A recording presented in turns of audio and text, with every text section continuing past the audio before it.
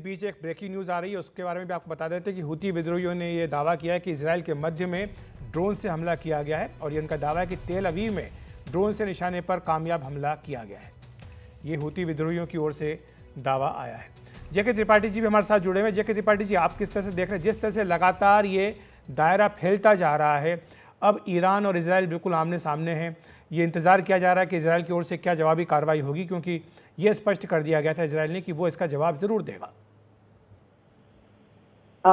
अखिलेश जी, सबसे पहले धन्यवाद मुझे अपने चैनल के थ्रू और दर्शकों से जोड़ने के लिए।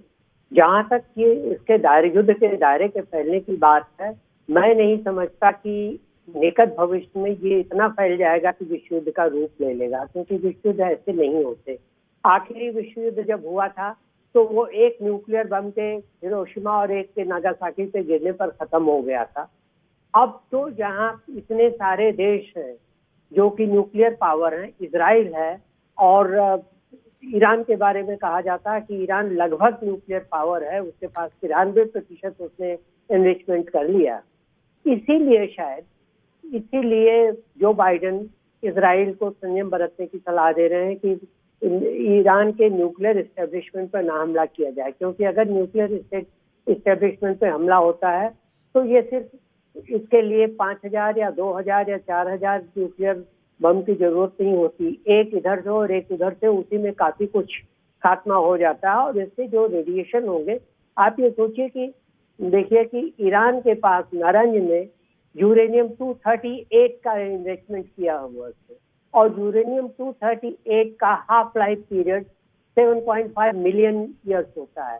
इसका मतलब कि अगर वहां पर कुछ हुआ और रेडिएशन फैला तो न सिर्फ ईरान बल्कि इराक, इजराइल, सारा मध्य पूर्व और एशिया के भी कई देश इसकी चपेट में आ जाएंगे।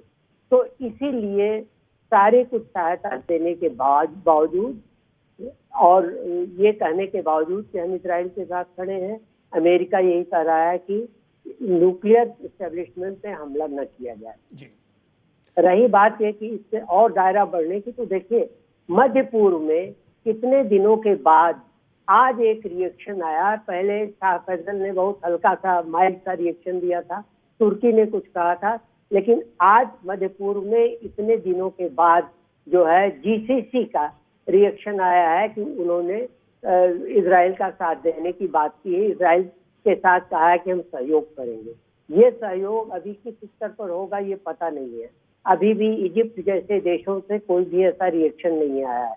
तो ये सहयोग, इससे पहले कि अमली जामा इसको पहनाया जाए, मेरे ख्याल से अमेरिका की शाह पर इजराइल लेबनान में फतेह हासिल कर लेगा और उसके बाद जो भी सरकार आएगी अमेरिका में अगली, वो शायद इसका श्रेय लेगी कि देखिए हमने इजराइल का युद्ध समाप्त करवा दिया।